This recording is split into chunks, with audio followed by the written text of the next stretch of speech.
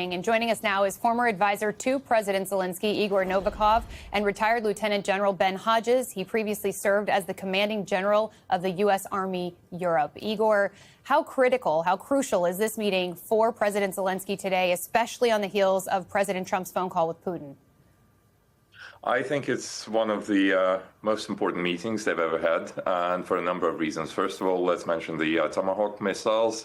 You know, we have to understand that those missiles are not going to make major difference on the battlefield, although they will help prevent the ongoing humanitarian disaster, because Russia is taking out Ukraine's energy grid at the moment, and the winter is coming.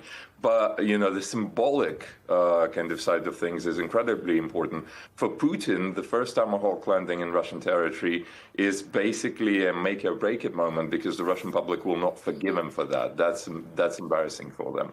But it's also important to see if we can arrive at that ceasefire, because Trump wants to be a peacemaker, and you know, Ukraine's ready to speak with Putin even anywhere, with the exception of Russia and Belarus. And I think having that conversation is better than not having that conversation at the moment. So all eyes of the world on this. Given Trump's shifting stances, how would you be advising Zelensky right now? I would be advising him to explain the causality and the importance of keeping the momentum going, because the reason Putin is speaking with President Trump is because he's afraid of the Tomahawk missiles. And now is not the time to let it go. Now is the time to increase the pressure and get that peace deal. Otherwise, Putin will play his delay tactics again, and we'll be back to square one. General, the president in recent weeks has reportedly been giving some fodder to the idea that he may send Tomahawk missiles to Ukraine. What would be the implications in your mind? Of course, those missiles can reach deep inside Russia. Walk us through why that weapon would be so crucial on the battlefield and what it could spell for Russia. Well, of course, the Tomahawk, with its range and its precision, will increase Ukraine's capability for destroying Russia's oil and gas infrastructure. And that really is the vulnerability that the Ukrainians have identified on the Russian side. If they can continue to erode Russia's ability to export oil and gas to China, India, and Turkey and other customers, it becomes increasingly difficult for Russia to finance this war. So that's what this is about. It's knocking down Russia's ability to keep financing the war.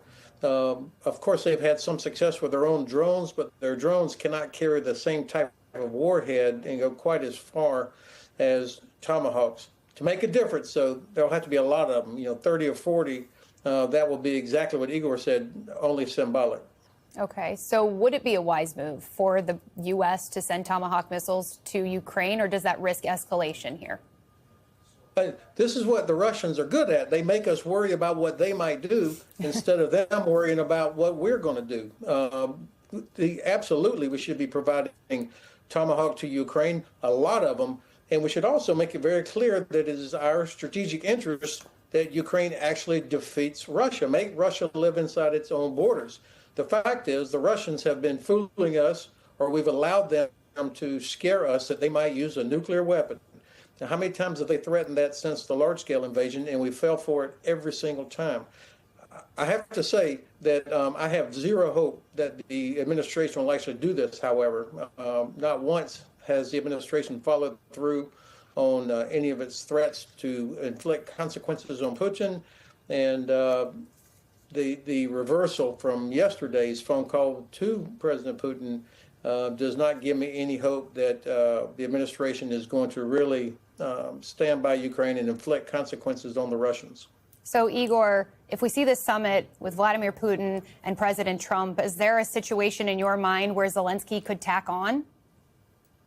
I think he could, but it's a question of, how successfully Putin plays his delay tactics here. If he can fool President Trump again, the same way he did in Alaska, I don't think there's any hope of anything being achieved in Budapest.